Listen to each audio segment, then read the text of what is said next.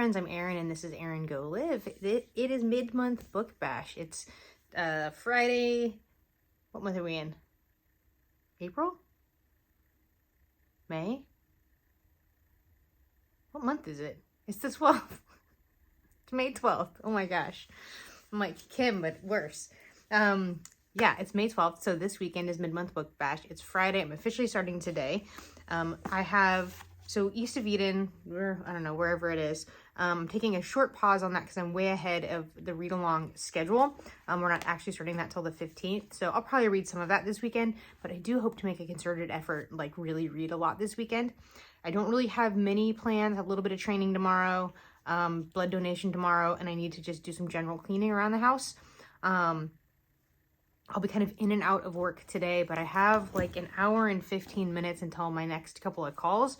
And I don't know where Charlie and my dad went. So I have a quiet living room right now. So I've been reading Islands of Abandonment, Nature Rebounding in the Post-Human Landscape by Cal Flyn. So there's like examples of areas where for whatever reason, there's a strip, for example, along the border between East and West Germany that was like a kind of like a no-go zone, and it created this superhighway for migrating animals. And so areas where for whatever reason, sometimes war is actually part of it, humans are no longer inhabiting it and nature kind of rebounds in that area. So that's been going well. I'm 60 pages into that. So this is for, I can't think of anything right now. Springathon. Oh my gosh. For Mental Health May, I picked up Cracked, Not Broken by Kevin Hines. I'm not sure if this is Kevin Hines' story or if Kevin Hines is telling the story of someone else. But this is a story of someone who attempted suicide by jumping off the Golden Gate Bridge, survived, and it's a story of physical and mental healing. And so I'm actually about to start this right now. I love the Golden Gate Bridge. Here it is right there. It's about 100 miles away from me. I'm going to get started with this right now, and we'll see. I wonder, should I track how much reading I do? Maybe I'll track how many hours I can read this weekend. That will be my mid-month book bash quest is, can I get 12 hours of reading in? We'll call it. So it's Friday afternoon, 5:45. I'm going to finish reading a chapter in, what is this called? Cracked, Not Broken. And, before I mix myself some dinner and then hopefully spend the rest of the night also reading. But there's this sentence that just doesn't make sense. When like there's one sentence and then the next sentence like is contradictory. So he says, he's talking about his own dad, and he says, he grew up in a privileged home, followed immediately by, his father was a naval officer who went away to fight the Battle of Okinawa. When his father returned home some years later, he was a changed man. He could not adapt to civilian life. He had seen way too much for far too long. He started the family's longshore business upon his return. After a few years, the business failed, and his wife, my grandmother, turned straight to the bottle. So dad had PTSD, tried to start a business, failed at it. He and mom turned to the bottle. How is that him being in a privileged home? That sounds like he was not in a privileged home. I don't know. I think the editor should have caught that. Okay, I found another one. So this is something that like my editor would have caught, she did catch this kind of thing in my book. So if I had done something like the father grew up in a privileged home and then proceeded to then tell you about how unprivileged it was, and then like the next page or 2 pages later, together we lived a life of privilege, particularly during the holidays, blah, blah, blah, blah, blah. Like, using privilege twice so close together, she would have caught that and said, like, no, let's cut that, let's find another word. So far, I'm not very impressed, at least with the editing of this book, but we'll see how the actual story goes. Saturday morning, 8:21, I'm sitting in front of the chiropractor's office. I have an 8:30 appointment, and I have a little bit more of a busy day than I would like. I would love to still be on the couch with my coffee and reading. I slept kind of late too, so I didn't get much reading time this morning, but I've been reading Cracked, Not Broken. It's getting better now that we're finally into kind of the nitty gritty, like the point. The entire first chapter was unnecessary. the first chapter could have been summed up in a page or two just of his background, his family, family dynamics. Like, there's no reason to tell us about his father's childhood or the fact that his grandma was an alcoholic. Like, it has no bearing on this story whatsoever. Maybe it will come up later, but I don't think so. In chapter 2, we finally get into his actual issues and learn about his bipolar with psychosis, which is interesting for me because she's more of an acquaintance. She's in my book club. She's the best friend of my friend. She just recently had a psychotic break. She has bipolar disorder, and she was in Tennessee visiting her mom, and ended up having a psychotic break. And it sounded very much like paranoid schizophrenia, the things that she was doing. And I guess there were some kind of warning signs before this. But she's way too old. She's like 30 years too old for it to be paranoid schizophrenia. So I believe, this is based on the knowledge that I have, that it is probably bipolar with psychosis. She ended up wandering around, crying, not knowing where she was or who she was. She called her family, who were back here in California, called her husband and her daughter multiple times, saying, I don't know where I am, I don't know who I am. And they said, hang up, call 911. She did that 4 times, and then she would call and then drive away. She finally ended up at a stranger's doorstep crying, I don't know who I am, I don't know where I am. They called 911 and were able to keep her there until they were able to pick her and pick her up, bring her to safety. She was 5150'd. She's now still in the state hospital in Tennessee. So this subject matter right now is very much kind of on the forefront of my mind. So we're finally getting to the point that for Kevin, it is the day that he's planning on killing himself, and he's telling us about the voices in his head and this argument literally that he's having with this other version of himself, these voices that are telling them that he's worthless, he's a bastard, he doesn't deserve to live, he's ruining everyone's life, all these terrible things that are going on in his head. This kind of beautiful morning that he has with his dad can tell that he's not quite right. He keeps asking him and kind of giving the opportunity to tell him that he's not okay. Ask him, why don't you come to work with me today? Why don't we go to the beach or go to the movies today? I'll skip work, you can skip school. And he's just pretending like that everything's okay because has complete tunnel vision on getting himself to the bridge in order to end his life. And he found out about that's a good way to kill himself from some website that basically said, hey, you live in San Francisco, you have the perfect opportunity, you can jump and you will die on impact, you will not survive. And the survival rate of jumping off the bridge is very, very low. So it's almost a sure thing. And so that's kind of where I am right now. He's still in the process of getting, he hasn't gotten to the bridge yet. So it's still on a sentence level. It's still kind of cringy, to be honest. I just feel like, where were the editors? I feel like there was nobody, maybe this is a better version than it started out to be, but I just felt like there was nobody that was helping him make this linguistically a better version of what it is. I literally sent my editor and publisher a thank you note, just saying thank you so much for making me better and for calling out my kind of less than stellar language and helping me make the book the best that it can be, because it's pulling me out of the story. Less so now that we've finally kind of got into the nitty gritty of the actual point of the book. But definitely the first chapter, I was like, what is this? Why are we getting this information? This badly written information. And one of the things that Kelly would say to me is on a sentence level, actually, that might be a beautiful passage, but does this deserve to be in the story? Is there a reason that this information needs to be told in order for the story to be told? And I feel like that didn't happen with this book. So anyway, that's what I have with me today. So this is the book that I have with me today as I'm out and about this morning. I've got my appointment here, and then I have a 9:30 training session at my friend's apartment complex, and then an 11 o'clock at the gym. And then I'll have a little bit of a break. I'll definitely need to eat some food because at 1:30 I'm donating blood. And then finally I will be kind of like released for the day in order to do whatever I want to do. So from a nutrition standpoint, I'm still in a fat loss phase.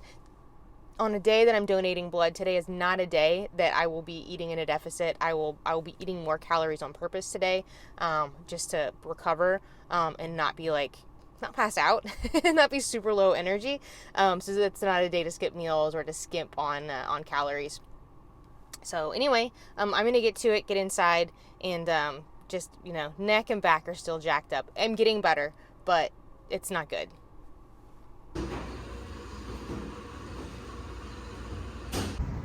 Good news. So when you donate blood, you have like an account with Vitalant. It used to be Blood Source, now it's Vitalant, and you earn points. Totally forgot about this whole rewards system thingy. I was checking in today and was like, oh yeah, let me check on my points. I had over 9,000 points, which got me a $100 gift card to Barnes & Noble. So I got money burning a hole in my pocket. So let's go inside and see what we can find.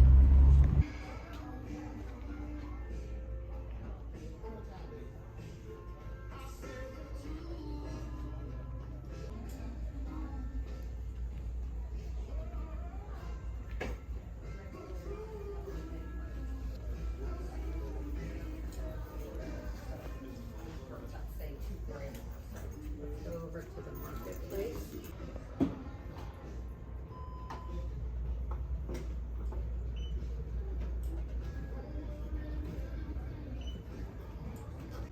I hate this cover so much. I just don't get it.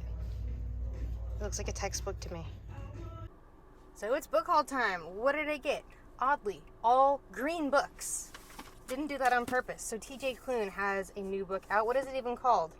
The Lives of Puppets. I have no idea what it's about, but I've loved his two previous books. So TJ Klune, Green Book number 1. Green Book number 2, another previous author that I've really loved, which was Kevin Wilson. His previous book was Nothing to See Here. That was the one about the girl who babysat the twins that spontaneously combusted. This is called Now Is Not the Time to Panic. Another beautiful green book. Our next green book, The Green Glass House, a middle grade book, which I've heard lots of good things about. There was a while back where everybody was reading this book. It was like a book club book at my local independent bookstore. I don't even know what this is about, but I remember it was earmarked, kind of on my unofficial TBR. Green Book number 3. And our final green book, perfect for Springathon, is Silent Spring by Rachel Carson. I don't really know what this is about. I just know that basically Doris and Heidi love Rachel Carson, and she's like a must-read author in the nature world, in the nature world, the writing world of nature. What am I trying to say? Must-read author. Must-read nature writing author? I don't know what I'm trying to say. Silent Spring, and it is in a beautiful green. So I was thinking maybe I would go to the park and read like I've been doing lately, but I think I'll actually just go hang out in my backyard and do the same. I know my dad just mowed the lawn yesterday, and my dog would certainly love it if I was just at home. I've been gone since, what time? 8 o'clock this morning, so it's 3:45, so I should pack it up and just head home. Right, so you know we're talking. So you're going to close server or what?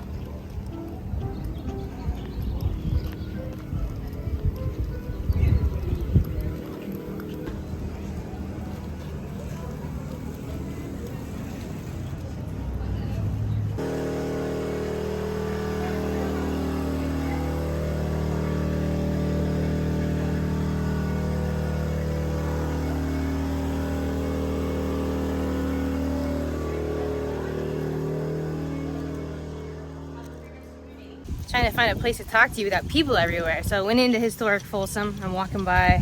Here we go. We got a train right here, old Union Pacific train, and we got old historic blacksmith, whatever they call it, area over here.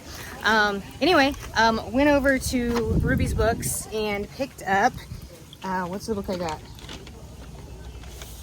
Ann Napolitano's Hello Beautiful. She was the author of Dear Edward. I actually almost picked this up yesterday. at Barnes & Noble, but I was thinking, or not, I almost pick it up. I looked at it and I didn't like consider it because I was thinking it was, who's the author of the Neapolitan series? For some reason, I was thinking it was that author and that it was related to that, so I didn't pick it up. But then I realized, no, I know that name because of Dear Edward, and so I picked it up. And it is going to be the next book club book for Ruby's Bookstore. I have a book club once a month over at a local brewery about half a mile away. Also, got some strawberries. Gonna do some sort of strawberry shortcake kind of thing for Mother's Day. My hair, what is my hair doing? My goodness. Okay, it's a little bit better. There's wind, that's not helping. Anyway, yeah, just heading back to my car. It is a beautiful day outside. It's like in the 80s right now at about 10:45 or so. I think it's supposed to be in the 90s today. So heading over to my grandparents' house for Mother's Day stuff. I think we're doing that at like noon. So I got to go home and get these strawberries prepped, and I need to run to the store and figure out, am I going to do angel food cake, or am I going to do like those little shortcake shells, or what? We shall see. Try to find a gluten-free option too for my sister and Charlie. Good job. Dessert. Like some strawberry sweets for Papa, please. Though works too. What did you do? I went into the house and got strawberry shortcake. They were big pieces. All by yourself? Yeah, Yeah. that's a bigger serving than Daddy gave you. It's Monday morning. I finished Cracked Not Broken this morning. Still same thoughts, really, as a whole. It's a really compelling story. It's really interesting and heartbreaking to hear about the ups and downs of his mental health, and particularly just the anguish that he goes through in trying to be mentally well, and what he's fighting against with his psychosis, because it's more than just, this is more than being bipolar. The thing that really plagues him is the psychosis involved with his bipolar with psychosis. It's not necessarily the depression and the mania, it's the psychosis that is associated with those that gives him such problems, and the voices that he's hearing, that he is just absolutely worthless and should die, and things like that. He had an amazing support system. I think one thing that he only very briefly touches on towards the end, because it involves somebody else, is the financial cushion and luxury he had that at no point, he's hospitalized I think at least five times, he talks about in the book, and at no point does he talk about the cost associated with that so he becomes a motivational speaker, and he speaks all over the place, speaking at universities and for various organizations against not against suicide, but yeah, against suicide, but for mental health and suicide awareness and prevention. And he talks to this woman who clearly needs to be hospitalized. She is absolutely falling apart and thinks that her only out is to kill herself. And the reason she's not going back to the hospital is because her family is still paying off her last psychiatric hospitalization. And so he doesn't really touch on like the privilege that he has. But I didn't think of that until that example with that woman came up. Yeah, I think the overall same thing with the writing. I feel like it could have been written a lot better, and then an editor could have been more involved in the writing of this book, especially the first chapter, which just absolutely was not necessary at all. But I'm glad I read the book. I think it's a really compelling story, and one worth reading, particularly if you have anybody in your life who suffers with bipolar, especially bipolar with psychosis, or I would say paranoid schizophrenia as well, because that psychosis part of it, from what I understand, seems very similar to paranoid schizophrenia. Kind of an all-over day today. I'm not sure how much reading I'm going to get done, but I'm going to take Islands of Abandonment with me. And I don't know as far as fiction, so the East of Eden readathon officially starts today, but we're doing it in 4 parts, and the first part isn't due basically till the end of the week, and I'm like 20 pages away from being done with the first part. So I kind of feel like I want to pick up something else fiction related, but I don't know what that is yet. I might just keep Islands of Abandonment with me throughout the day, and pick, I don't know, if I'm home later and feel like picking up some fiction, I'll pick up something else. On another note, I feel like I might need to get a new computer. My MacBook is, I think, 6 years old, and I just have like no storage. I'm constantly having to delete a bunch of things. Every time I create a video,